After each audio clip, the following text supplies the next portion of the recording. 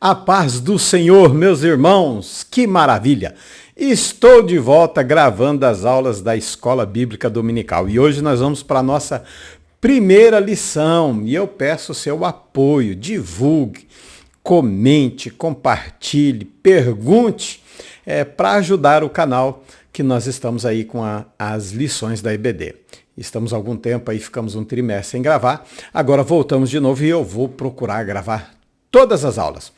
Hoje, meio, quase que em cima da hora, mas no próximo, terça-feira, eu já vou estar postando a aula de número 2. E você nos ajude, compartilhe, comente, divulgue esse canal para que a gente possa atingir o maior número de pessoas possíveis e aprender com as pessoas também. Você pode deixar aí o seu comentário, sua pergunta, o que você está achando da aula, do conteúdo, tá? Fica à vontade. Vamos para a nossa aula? Primeiro, como sempre, eu gosto de começar a aula e nós vamos começar com uma oração. Vamos orar, querido e amado Deus, Pai eterno, mais uma vez, Senhor, na Tua presença, estamos aqui para compartilhar, para aprender, Senhor, da Tua palavra. Por isso nós pedimos do Espírito Santo a nos guiar, Senhor, nesta aula tão maravilhosa com esse material, com a Bíblia Sagrada, Senhor, para que o Espírito Santo conduza o nosso falar, Senhor, o nosso raciocínio e abra, Senhor, a nossa inteligência, Senhor, querido, a nossa visão, para que possamos entregar a verdade, somente a verdade. Assim nós oramos, te agradecendo, certo da tua resposta em nome de Jesus.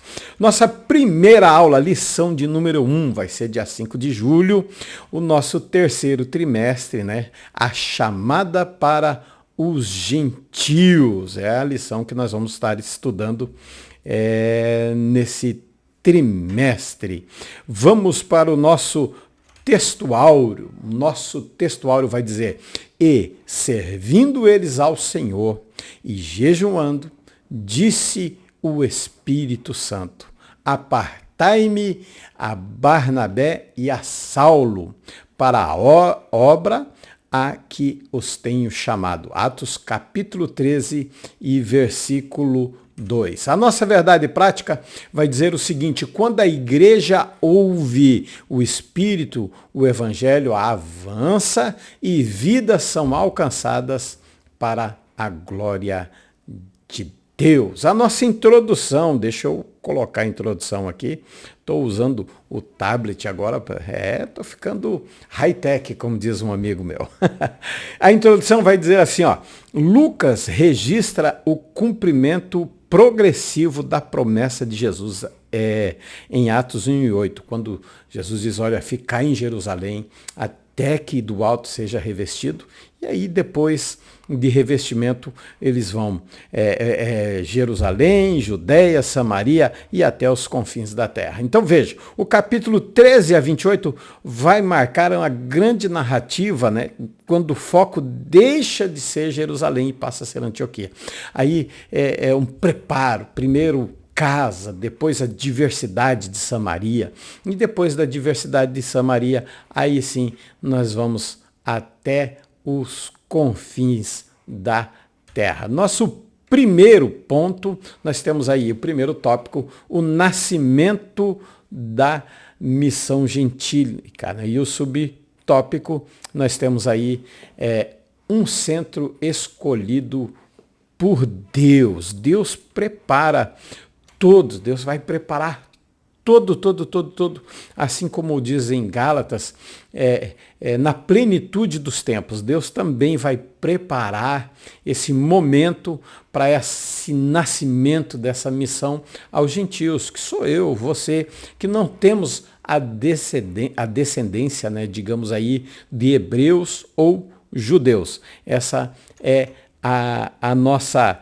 descendência, nós somos gentil. Então veja, dentro desse contexto histórico, nós temos Roma, sabe?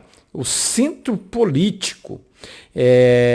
E a cidade de Antioquia, ela foi fundada em 300 por Seleuco Nicanor. Então, olha, veja, ela não era uma vila isolada, não, ela era uma superpotência urbana, tá? Então veja, era a terceira metrópole do império, né? A Alexandria também, centro cultural.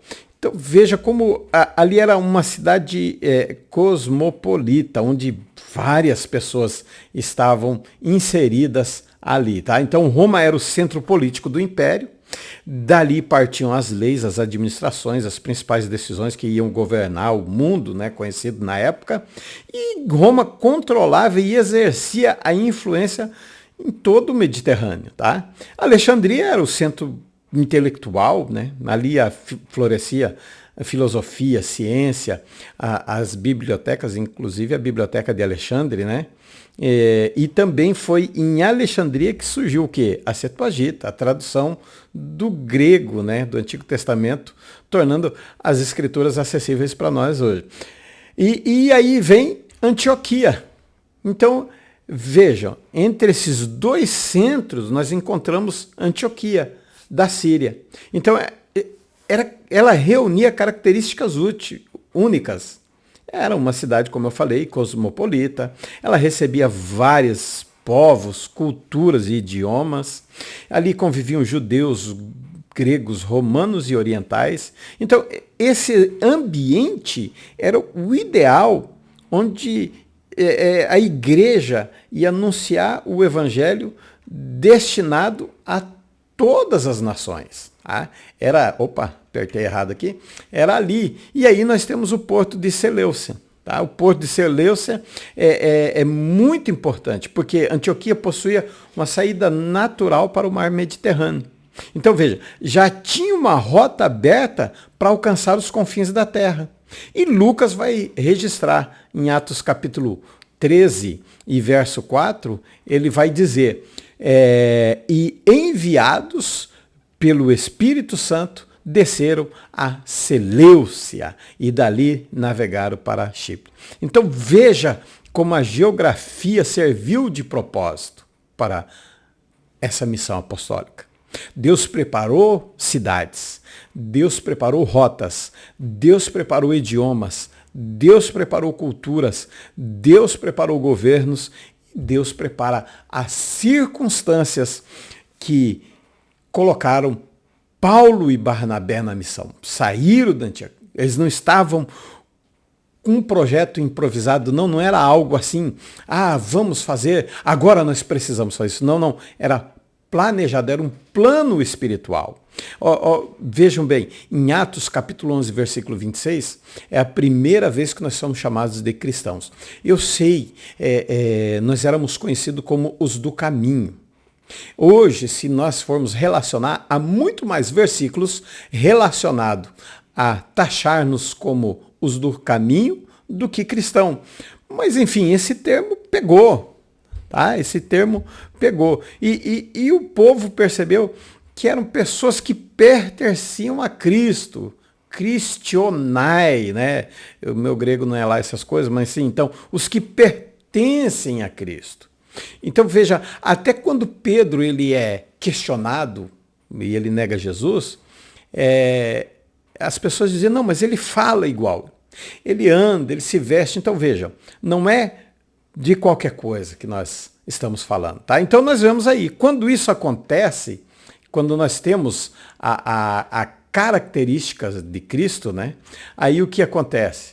Olhe bem, até os confins do porto de Seleucia, até os confins da terra e dentro de centros de influência humana ao centro da missão divina. Então veja, Deus vai traçar um caminho estratégico para levar o evangelho até os confins da terra, para que nós fôssemos alcançados por esse evangelho maravilhoso, onde transformou a minha e a sua vida. Então veja, de centro de influência humana ao centro da missão divina, Deus traça um caminho estratégico, para levar esse evangelho. Então Roma possuía o poder, Alexandria possuía o conhecimento, mas Deus escolhe Antioquia para ser o centro de expansão missionária. Isso é muito precioso, porque a escolha escolha, a minha escolha, a sua escolha, o meu planejamento e o seu planejamento, eles têm 50% de chance de dar certo. Já a escolha de Cristo, já a escolha de Deus, assim, o que ele escolhe é 100% de chance de dar certo. Então vejam como é maravilhosa a escolha de Deus. Segundo tópico, ainda o primeiro tópico, me perdoa, o segundo subtópico. A gente fica um tempinho sem gravar e acaba, se enrolando um pouquinho. Profetas e doutores ao Senhor, o versículo 1 e 2. Veja bem, a nossa lição no início vai dizer ali, olha, a liderança local reúne profetas e doutores, mestres, ministério que após o período apostólico tornam-se pilares da igreja. E aí nós temos as duas diferenças, Profetas, inspiração direta, é o departamento de exortação. Eu coloquei departamento ali, mas nós poderíamos colocar o ministério de exortação. Vamos mudar ali? Vamos mudar? Quer ver como a mudança é rapidinho? Vamos mudar despertamento, de exortação. Não, vamos deixar assim mesmo, tá? Eu poderia ter colocado ministério também de exortação, mas vamos deixar despertamento e exortação. Isso é a função deles. Direção do Espírito, sensibilidade espiritual. Já a parte dos mestres, eles vão trazer a exposição da Escritura, tá? Então eram pessoas, e nós precisamos entender esses dois ministérios. Tá? Nós precisamos entender a diferença e a função de cada um. Não confunda profetas com quem tem o dom de profecia. É diferente. O que profetiza fala aos homens, para edificação, exortação e consolação. Profeta. 1 Coríntios capítulo 14, versículo 3. O dom de profecia é diferente. Esse é aquele, eis que te digo, isso que estou falando com você, te revelo, é o dom de profecia. Não necessariamente a pessoa que é usada pelo dom de profecia é um profeta. E não necessariamente o profeta vai ter o dom de profecia, mas ele vai ser... Vamos lá, profeta. Estava em Antioquia. Então vejam bem, observem. Lucas cita Barnabé, Simeão, chamado Níger, Lúcio, o de Cirineu, Manaém e Saulo. Então vamos na diferença prática. Dom de profecia, manifestação do Espírito, pode ocorrer ocasionalmente, edifica e exorta, e consola. E está em 1 Coríntios capítulo 12. Ministério do profeta, reconhecido pela igreja, exercício contínuo, além de exortar, além de consolar e além de edificar, exerce a influência na direção conforme Deus concede. Aparece em Atos 13 e Efésios 11. Então, prestem bem atenção, tá? Uma coisa importante. Não podemos, dos extremos, como eu já falei, da mesma forma que nem todo aquele que ensina ocasionalmente exerce o ministério de mestre, é a mesma coisa com o profeta. Então, na igreja primitiva havia diversidades. Profetas, eles cooperavam na direção espiritual, na exortação, discernimento da vontade de Deus. Mestres e doutores dedicavam-se à exposição das Escrituras. Então, é o que nós estamos vendo aqui, no slide. Tá? Então, nós precisamos ter essas duas diferenças. Nós precisamos esclarecer, e você tem que compreender que todos os dons são importantes. Nenhum é melhor do que o outro, tá? Então, profetas, eles exortavam, encorajavam, despertavam a igreja mediante a atuação do Espírito Santo. E os doutores, os mestres instruíam. Veja, Antioquia, ela não possuía apenas diversidade étnica, mas também ministerial. Então, havia tanto espaço, meus irmãos, para ação inspirada do Espírito Santo, quanto para o ensino sólido da palavra. Então, é o ambiente onde o Espírito quer falar. E como que esse ambiente, como que isso vai mostrar esse ambiente onde o Espírito quer falar? Como que isso acontece? Então, veja, a direção missionária não vai surgir em uma reunião administrativa. Não vai surgir num planejamento estratégico, mas em um ambiente de adoração e consagração. Eu não estou condenando nem o planejamento estratégico e nem a reunião administrativa. Não é isso que eu estou dizendo. Eu estou dizendo que a missão não vai surgir disso. Ela vai surgir do quê? De um ambiente onde há oração e jejum. E esse ambiente de oração e jejum é onde vem a maturidade. É quando a inspiração do Espírito encontra o ensino da palavra. Então a igreja ela vai nascer equilibrada. Entendeu? Não entendam, não estou condenando a estratégia e a reunião. É necessário. As reuniões, principalmente, pelo que nós chamamos hoje de feedback, de colocarmos o que é necessário e o que não é necessário. A estratégia veio depois que o Espírito Santo enviou eles. Então é necessário sim, não estou condenando nenhuma, precisa. Mas o que mais nós precisamos é um ambiente de maturidade. Se o Espírito Santo avaliasse hoje o conteúdo das nossas orações, viu como não estou condenando a reunião e a estratégia? Mas se o Espírito Santo avaliasse as nossas orações, o conteúdo hoje, ele encontraria uma igreja preocupada apenas com as suas necessidades ou uma igreja interessada em cumprir o propósito de Deus para o mundo? Essa é uma perguntinha que eu faço para vocês.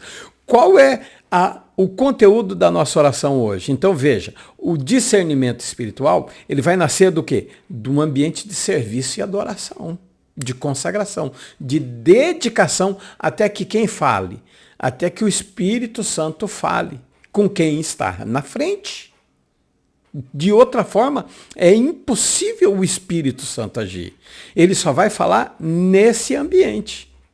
Então veja, ele precisa, Deus vai revelar os seus propósitos. Deus vai trazer a sua vontade, mas aqueles que buscam sinceramente. Então, eu sou professor da escola bíblica dominical, eu sou isso, eu sou pastor, eu sou... Não, Deus não vai agir nesse ativismo religioso. Deus vai agir no momento em que você tira a sua vida para se consagrar e se dedicar à palavra de Deus. Pedro vai escrever, crescei na graça e no conhecimento. E eu te pergunto, qual perna é mais importante para andar? As duas? Um passarinho. Qual asa é mais importante? Se ele não tiver a asa esquerda, ele continua sendo passarinho, ele só não voa. Se ele não tiver a asa direita, ele continua sendo passarinho, ele só não voa. Então é necessário as duas. Por isso que o Espírito Santo vai agir com esses dois, para quê? Para que tenha uma igreja equilibrada. Veja bem, é preciso ter uma igreja equilibrada. Então, avançar, fazer, para que o evangelho viesse às nossas vidas, para que nós possamos fazer algo para Deus, na direção, sendo enviado por Ele, o que nós precisamos? A prática de oração, jejum e busca coletiva, buscando a palavra de Deus. É isso que nós precisamos fazer. É isso que nós precisamos fazer. Então nós precisamos coletivamente. Ah, pastor, mas eu oro. Eu também oro. Ah, pastor, mas eu jejum. Eu também jejum. Mas não é só um caso de individualismo. Isso tem que ser o corpo de Cristo, para que ele venha dar a direção correta. Subtópico. Peraí.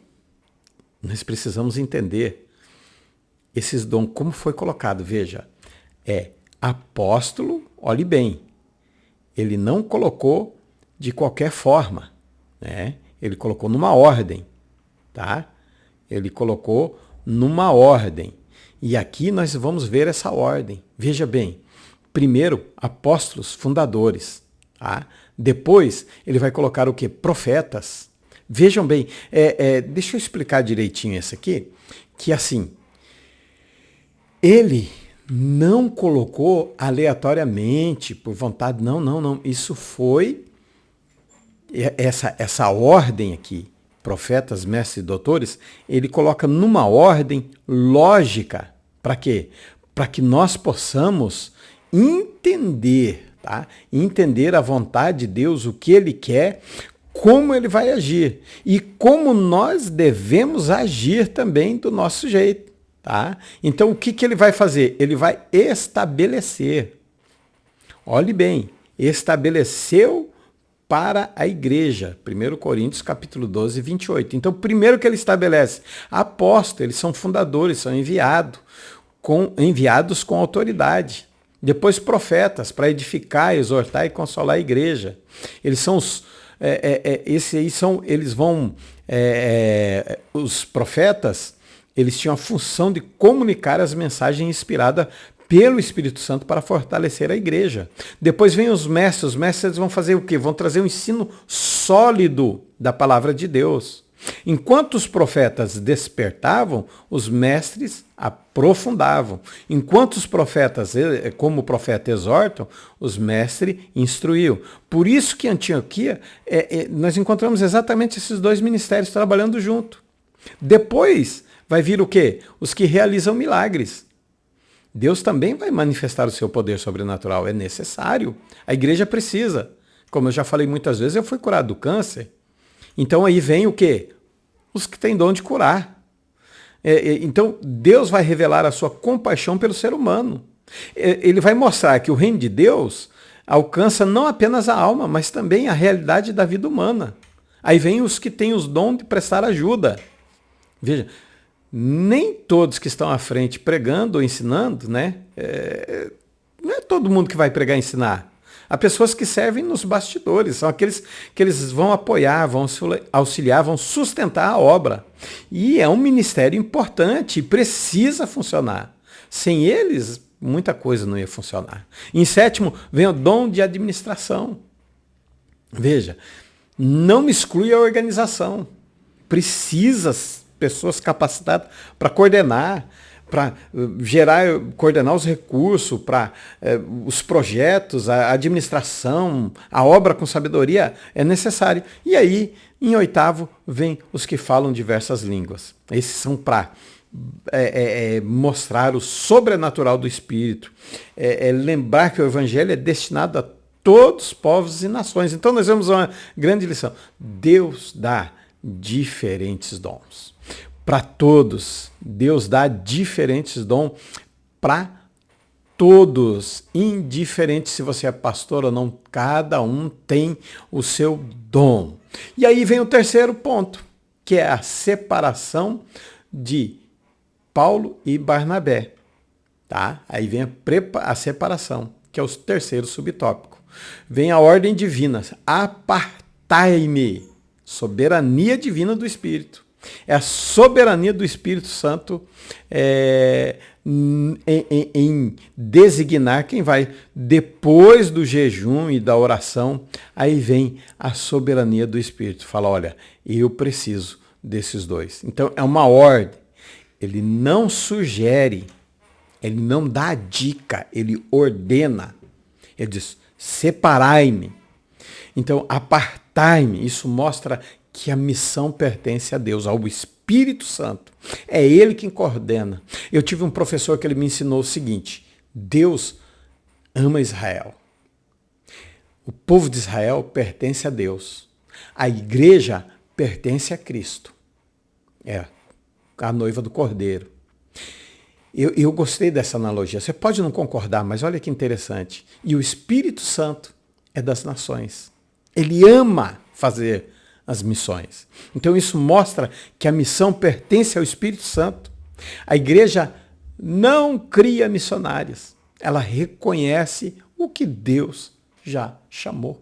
O que o Espírito Santo já tem na sua vontade, no núcleo do seu projeto. Ele é quem toma a iniciativa. Então vejam bem, por isso que há uma iniciativa divina. Por isso que Paulo tinha vários, mas o Espírito Santo não, é esse.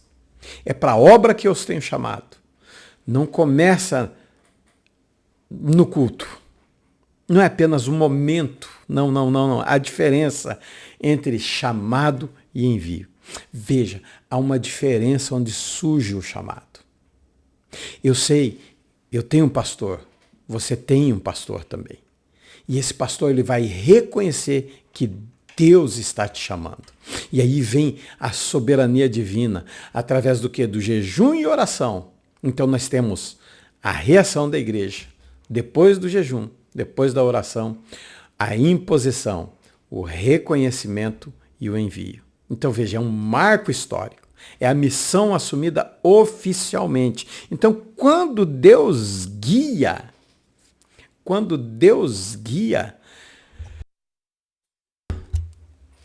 o seu povo com propósito, quando a igreja consegue discernir a vontade e obedece, o avivamento se transforma em missão e missão se transforma o mundo. Então veja, o chamado é do Espírito, a responsabilidade do envio é nossa. A igreja não vai criar vocações, mas ela vai confirmar e apoiar aquelas pessoas que Deus já estabeleceu. Então veja, observe bem, a igreja não respondeu imediatamente com o planejamento. Ela respondeu espiritualmente. 3 atitudes: jejum, dependência de Deus, colocar de lado seus próprios interesses para buscar a vontade de Deus. Oração, eles reconheceram que a missão só será frutífera se Deus estiver sustentando aqueles homens. Nenhuma estratégia vai substituir a oração. E depois, a imposição de mãos, reconhecimento público, comunhão, identificação, apoio. É como se eles estivessem dizendo, os crentes, os que estavam reunidos em Antioquia, estivessem dizendo, nós caminharemos com vocês, mesmo permanecendo aqui na cidade. Já pensou a segurança de um missionário, saber que ele está sendo enviado, ele foi chamado pelo Espírito Santo, está sendo enviado por o corpo de Cristo, a igreja, e sabendo que, olha, mesmo você estando lá nos Estados Unidos, na África, na Europa, onde for, nós vamos estar caminhando com você, mesmo permanecendo aqui. Sabe que ele tem um porto seguro. Barnabé era respeitado. Saulo era um mestre extraordinário. Então, humanamente seria conveniente manter na igreja. Mas não é o que eles fazem. Eles compreendem que o que Deus tem para fazer na vida desses 2 homens é maior do que qualquer coisa que possa acontecer segurando eles ali. Existe um propósito, tá? Existe um propósito com esses dons. A manifestação dos dons que eu coloquei lá, existe um propósito. Veja, no 12:27, Deus vai dizer assim, a manifestação do Espírito é dada a cada um para que for útil. Se você não tem a manifestação do Espírito, se ele não te deu o dom, não estou sendo indelicado. É ao contrário de ser útil. Então vejam bem, quando ele dá, os dons são para cada um. Então Paulo afirma, manifestação, isso significa que Deus concede dons, não concede dons apenas a obreiros. Claro que nós estamos falando de 2 obreiros. Que eles receberam o dom. Havia um propósito em escolher os dons. Havia um propósito nesse marco histórico. Mas precisava ser útil. Os 2 são obreiros. Mas Deus usa também quem não é. Por exemplo, quem tem mulheres, Dorcas mesmo, era uma que ajudava com um propósito.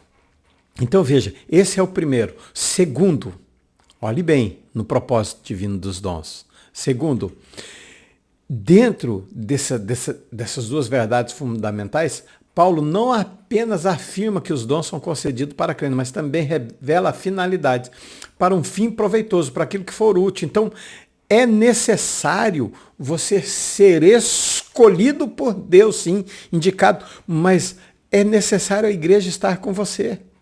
Então, quando eles assumem oficialmente a missão, esse momento vai marcar a história. Por quê? Porque eles estão sendo úteis na obra de Deus.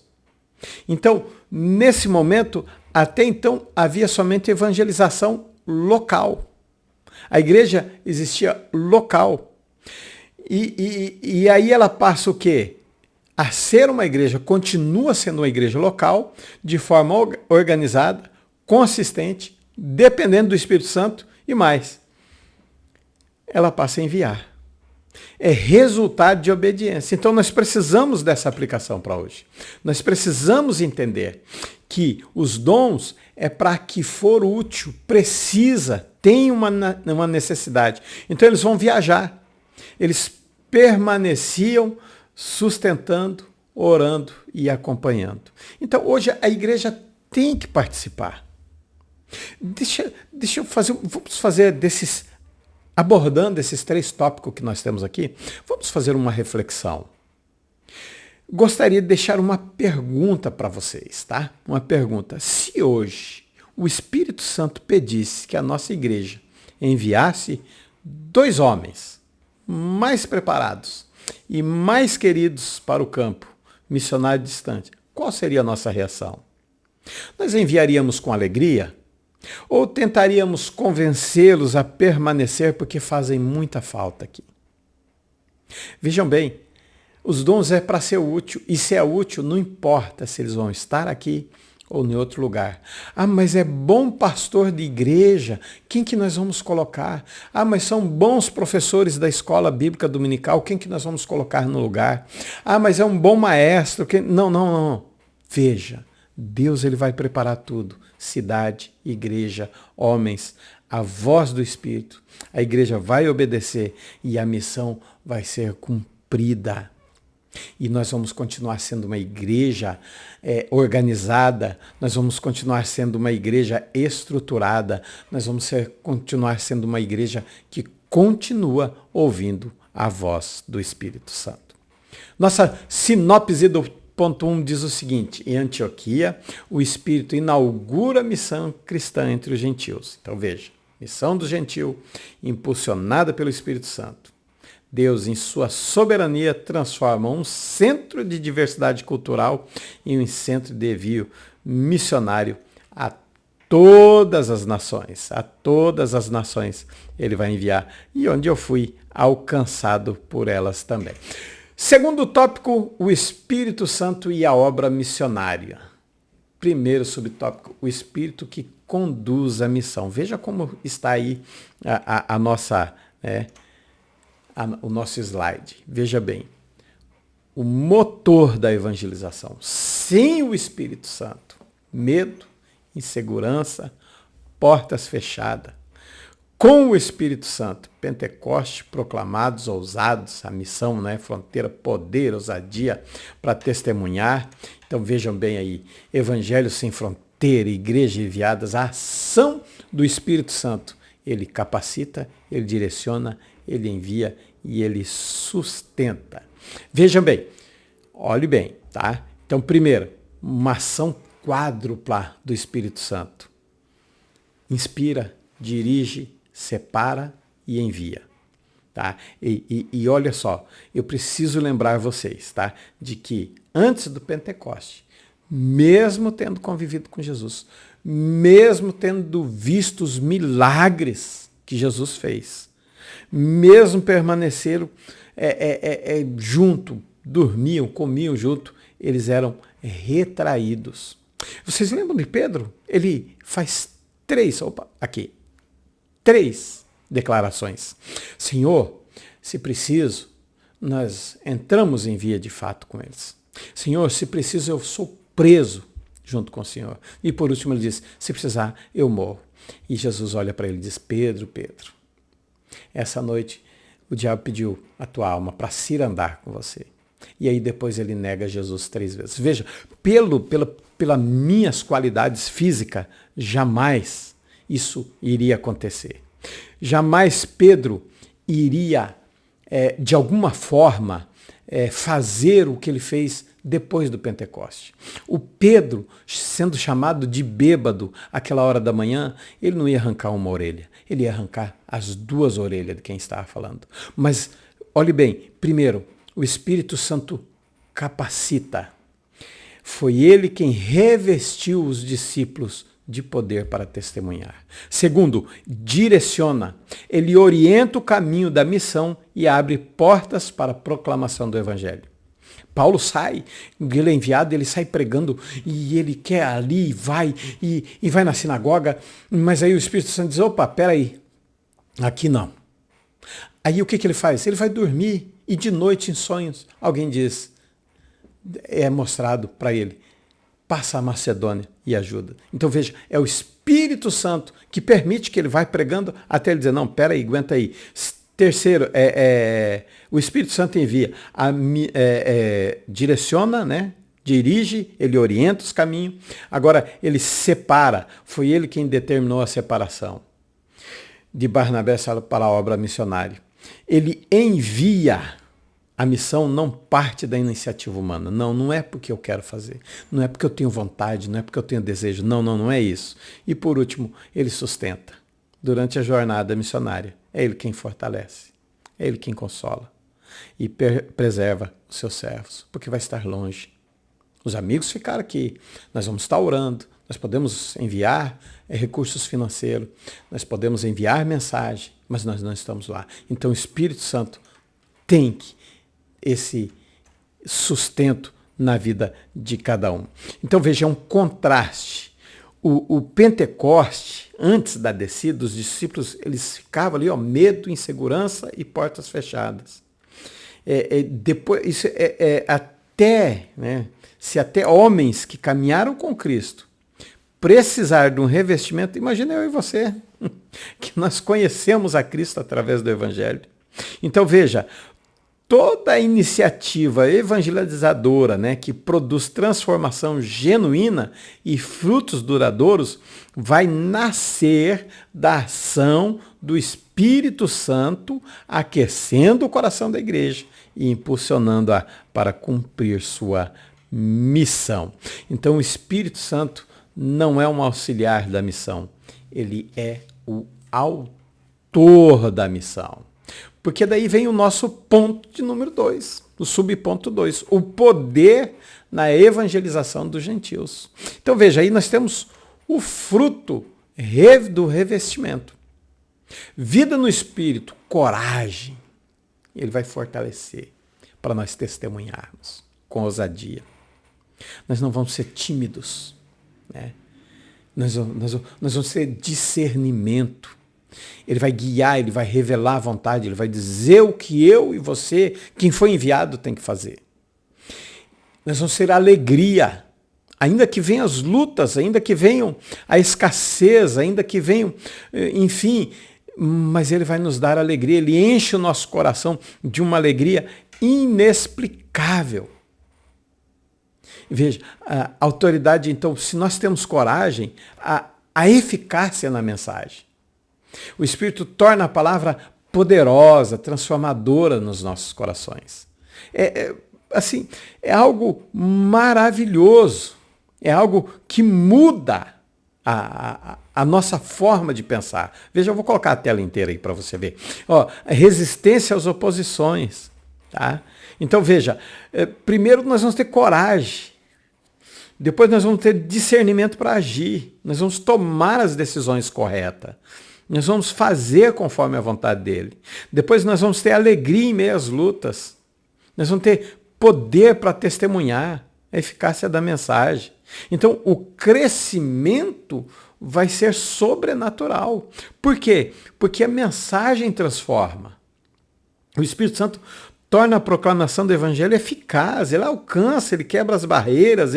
É ele quem convence o homem do juízo, do pecado e da salvação. É o alcance missionário, é a missão sem fronteiras. É o Espírito Santo que vai fortalecer os discípulos, é ele quem vai levar, é ele quem vai abrir os caminhos para a gente, que nós possamos entrar e levar o Evangelho. Então, ele não vai apenas enviar, ele vai transformar testemunhos comuns em instrumentos extraordinários para a expansão do reino de Deus. É isso que o fruto do revestimento do Pentecoste vai fazer. Por isso nós não podemos confundir Pentecoste com avivamento. Uma coisa é uma coisa, outra coisa é outra coisa. Resultado. Qual que é o resultado? Olha aí. Resultado sobrenatural. 120 discípulos para multidões alcançadas pelo Evangelho. Então, quando o Espírito Santo reveste a igreja, a coragem substitui o medo, a palavra vai alcançar os corações e a missão vai avançar sem fronteira nenhuma. E quando isso acontece, vem o quê? Evidências da ação missionária. São vidas transformadas. Olha que maravilha. É o resultado em meio à crise. Então, vidas são transformadas. A porta que Deus abre, ele fala, ninguém pode fechar. Então, o Espírito Santo ele vai agir nas dificuldades. Não, ele não vai eliminar as dificuldades, ele vai agir nas dificuldades. Mas vai produzir frutos em meio às adversidades. Apesar da perseguição que houve, que há, não importa o tipo, o evangelho vai continuar avançando. As vidas vão ser transformadas. E aí vem o confronto, lembra do confronto com Elimas? Em Pafos, Paulo vai enfrentar oposições com Elimas, o mágico. E veja, o evangelho também é um conflito espiritual. Mas a autoridade que é concedida, ela vai mostrar que Deus vai prevalecer, não tem oposição. E aí o alcance, ele é universal, ele é social. Sérgio Paulo se converte. Então não tem nenhum nível, não existe, não. É só para, o evangelho são para pessoas mais necessitadas, os mais providos. Não, o evangelho é universal, é para todos. Então veja, o Espírito Santo, a chave aí é que o Espírito Santo ele vai autenticar a mensagem e os enviados. Então ele confirma a missão de Deus. Então é um alcance universal de todas as classes e o equilíbrio de todas as classes. Por quê? Porque um empresário é chamado de pastor e um funcionário auxiliar é chamado de pastor também. Então veja, não existe lugar, não existe posição social. Então, o que vai acontecer? Vai autenticar. Nós pensamos que, muitas vezes, a evangelização ela vai depender do quê? Principalmente da habilidade do evangelista. Mas não, é o Espírito Santo que vai confirmar. É o Espírito Santo, é Deus quem trabalha à nossa frente. É a missão que continua avançando. Depende sim da nossa disposição de querer fazer, mas é Ele quem vai agir em tudo e em todos. Então, quando o Espírito Santo age, portas se abrem, trevas são vencidas e vidas alcançadas. Para quê? Para a glória de Deus. Sinopse do nosso segundo ponto vai dizer: o Espírito Santo conduz e sustenta a expansão missionária da igreja. Ele conduz direcionando passos, guiando através das decisões, abre caminhos onde parece não haver saída. Ele sustenta, fortalecendo os enviados com poder, protege, consola e dá coragem mesmo às adversidades. Mantém a unidade, o amor e a perseverança da igreja. Aí está esse slide, você pode copiar, pode fazer, mudar do jeito que você quiser. Se precisar, pede para mim, manda seu e-mail que eu envio para você. Resultado dessa expansão: o evangelho avança, novas igrejas, vidas transformadas e discípulos multiplicados. De Jerusalém até os confins da terra. Por isso, a igreja é o quê? É como uma agência missionária. A igreja que ouve a voz de Deus. Olha o primeiro ponto, na lição vai estar dizendo assim, a igreja que ouve a voz de Deus. Antioquia serve de modelo para toda a comunidade cristã. Uma igreja que ora e jejua, jejua e discerne a direção divina. Uma igreja missionária, isso dentro da lição, está escrito lá. Uma igreja missionária cresce na comunhão e age por obediência. Então veja, o estado da igreja, oração, jejum, reverência diante de Deus. Então ela escuta, tá? Ela escuta. Deus fala onde há altar do incenso, onde era queimado o altar do incenso. Deus ele tem compromisso, tá, com esse altar do incenso. Quando as nossas orações, o nosso louvor, a nossa adoração chega até Ele, quando a igreja se prostra diante dele com reverência, pronta a ouvir a sua voz. Então, quando nós assumimos a missão como a sua como identidade nossa, quando você passar a orar pelos campos, a ofertar com alegria, a entender o testemunho pessoal na faculdade, no trabalho, na vizinhança, é a extensão da agência missionária. Mas isso só vem através de jejum e oração e ouvir Deus falar. Olha uma pergunta. Se nossa igreja local cancelasse todos os eventos, deixa eu até abrir aqui, vou fazer essa pergunta para você. Se nossa igreja local cancelasse todos os eventos e programações administrativas e ficasse apenas orando e jejuando em reverência, nós conseguiríamos ouvir com clareza o que o Espírito Santo quer que façamos lá fora. Será? Será que ele ia falar? É uma pergunta, tá? Então é uma igreja que ouve a voz de Deus. Uma igreja que aprende a ouvir. Antes de enviar, ela escuta. Então são 3 características dessa igreja. Oração. Igreja. Vocês viram que eu estou falando bastante de oração? É porque a lição pede isso. Então a igreja reconhecia que dependia completamente do Senhor. Jejum. Se submetia. Ela submetia seus próprios interesses à vontade de Deus. E reverência. Antes de falar, aprendia a ouvir. E esse aqui é o resultado. O fruto.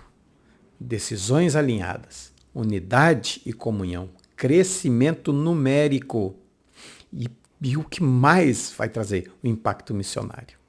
Em todas as nações. Então veja, a obra missionária não é uma programação anual, não é um departamento, é algo muito, é um ministério, é além da própria identidade da igreja.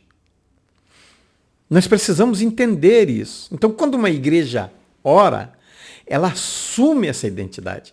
Ela ora naturalmente, ela não é obrigada. Ela participa da obra missionária. Ela entende que seu testemunho diário faz a diferença. Porque o que ela faz? Primeiro, ela faz o quê? Ouve. Segundo, vai discernir.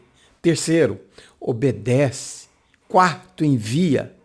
E depois ela continua, sabe? Então, nossa igreja, ela precisa muito ouvir a voz de Deus. Eu tenho excelentes planos, eu tenho excelentes ideias, mas eu preciso ouvir a vontade de Deus. E quando isso acontece, o que acontece? Uma igreja que ouve a voz de Deus faz a missão um estilo de vida. Por quê? Porque ela ouve, discerne, obedece, envia. É identidade missionária. É isso que acontece, nós vamos ter uma identidade. Tanto é que a Assembleia de Deus é conhecida como uma igreja missionária.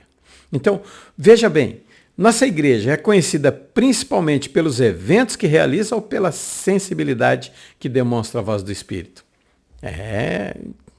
Isso é para você pensar, não é nem para responder, tá? Então veja, isso é maravilhoso que acontece. Por quê? Porque aí é uma igreja que envia e sustenta. Olhe bem, não é só enviar, mas é sustentar. O ato de envio está aí. Imposição de mão, consagração dos melhores, dedicados. A igreja reconhece, separa e envia. Consagra não é apenas um ritual, mas é uma fé e obediência a Deus. É um envio coletivo. A igreja inteira participa da missão. Mas também tem o outro lado, tá? Enviados pelo Espírito, sustentados em oração, equipados para a missão. Tem o outro lado.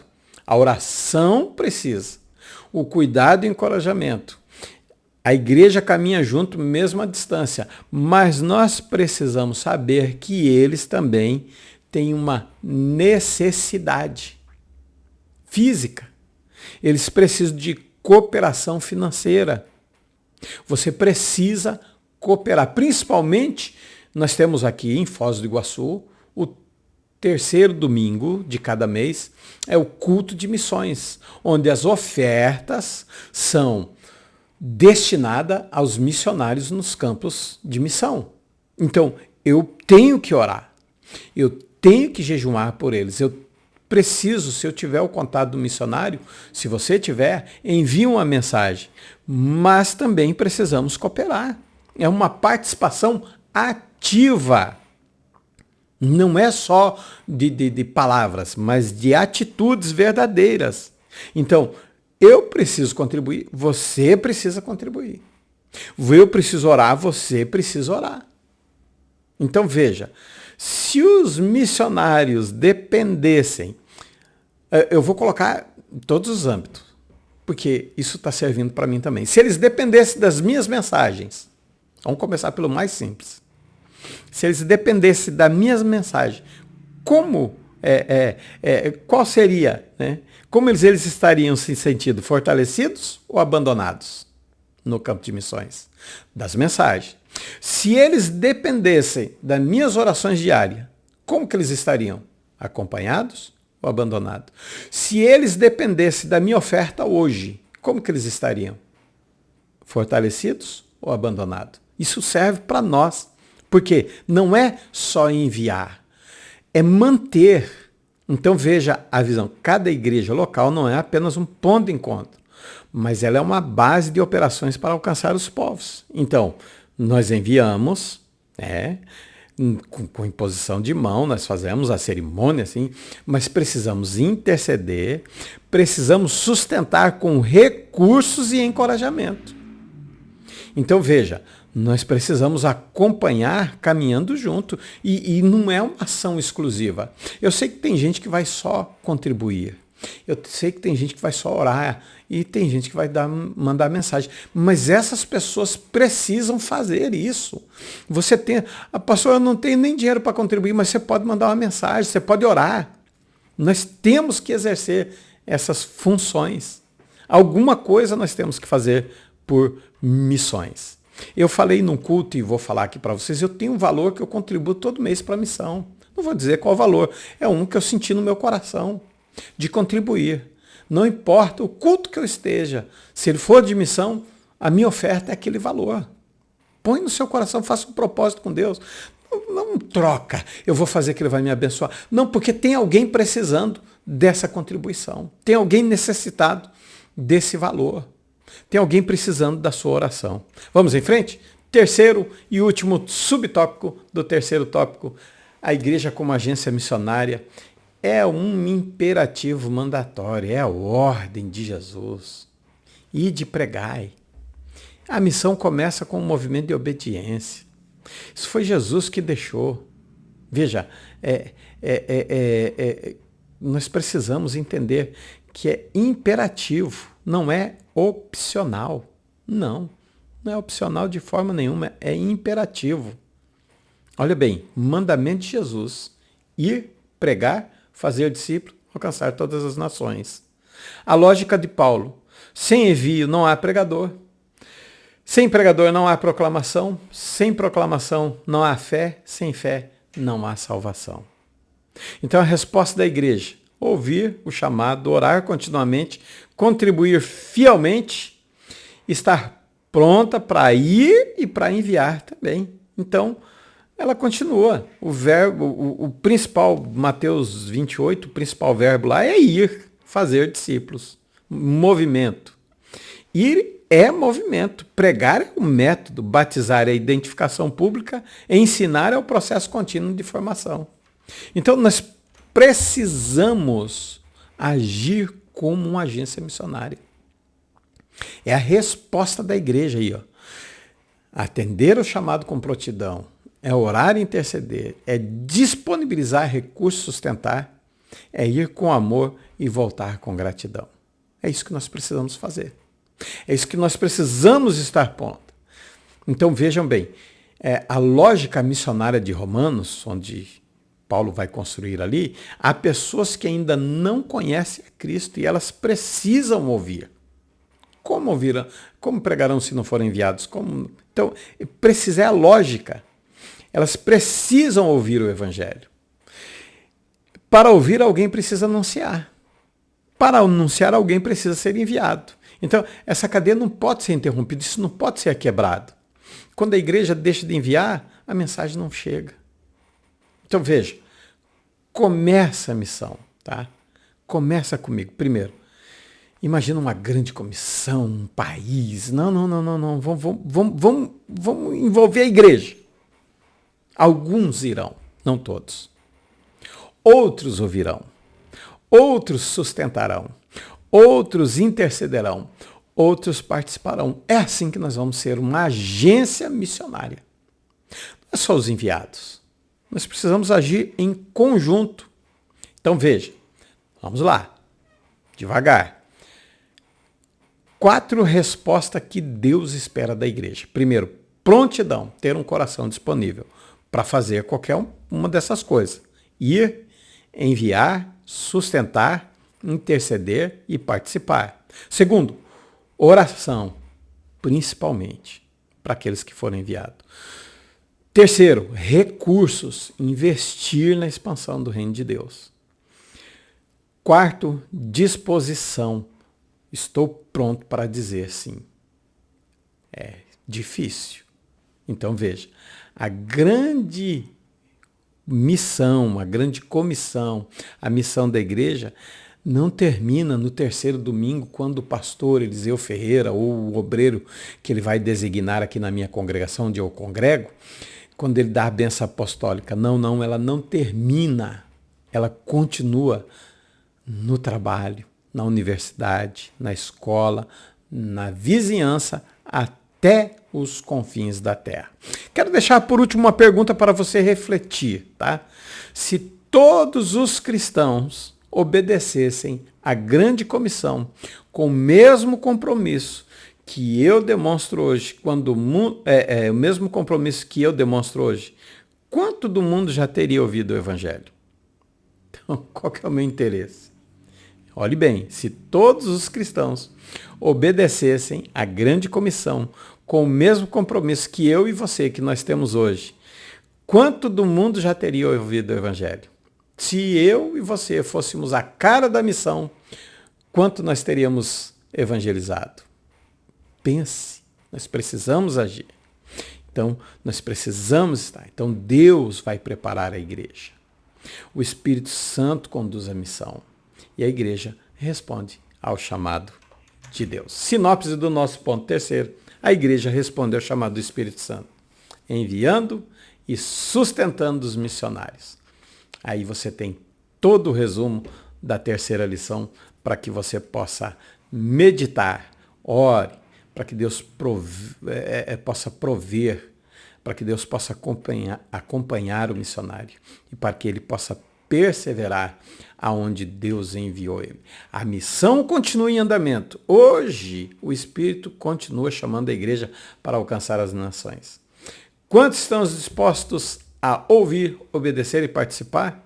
Então vejam bem, a missão não para, ela continua nos enviando. A minha conclusão, ele chama, né? A obra do Espírito Santo, o Espírito Santo é o autor e sustentador da obra missionária entre os gentios. Ele chama, ele capacita, ele abre porta, ele transforma, ele continua. A missão não é nossa, é dele, nós executamos. A glória não é nossa, o poder não é nosso, é dele. Então vamos obedecer, né? Vamos ser fiel, vamos continuar fazendo missão, seja local ou apoiando quem vai. Nossa conclusão da lição. A missão entre os gentios começa com oração, jejum e sensibilidade à voz do Espírito. A igreja de Antioquia mostra que Deus fala, chama, separa e envia, e que a igreja responde, intercede e sustenta. A palavra de Deus é poderosa para transformar todo pecador em uma pessoa regenerada, alcançada pela graça. Hoje, o Espírito continua chamando sua igreja para alcançar as nações. Estamos dispostos a ouvir, obedecer e participar da missão que ainda está em andamento? Deus continua chamando. A missão continua. Faça parte. Feche seus olhos. Eu quero orar por você neste momento. Querido e amado Deus, Pai eterno, diante dessa aula, diante desse conteúdo, da explicação, nós pedimos, Senhor, que o Senhor desperte primeiro em mim um coração missionário. Não só de ser enviado, Senhor, se for, amém, mas, Senhor, de contribuir, continuar contribuindo com o meu propósito, de orar mais e de que se eu tiver o contato de algum missionário, enviar uma mensagem de amor, de exortação, de fortalecimento. Senhor, de orar, interceder para as pessoas que estão longe, dedicados a pregar a Tua palavra, a ensinar, a fazer discípulos. Senhor, abençoa os missionários, as missionárias que estão nos campos agora, os que estão sendo perseguidos, que estão em dificuldade. Senhor, abençoe a todos, Senhor, guarda, livra, e que nós venhamos a ter a consciência que precisamos fazer algo, que se nós fomos curados, se nós somos resgatados, salvo, é porque alguém pregou para mim. É que o seu evangelho, o evangelho de Jesus Cristo, chegou até mim através do missionário. Por isso nós somos gratos a Ti, Senhor. Eu oro abençoando-os em nome de Jesus. E você diz... Amém. Shalom Vraha, Lehitraot. Até a próxima, se o Eterno assim nos permitir. Fiquem todos na paz do Senhor.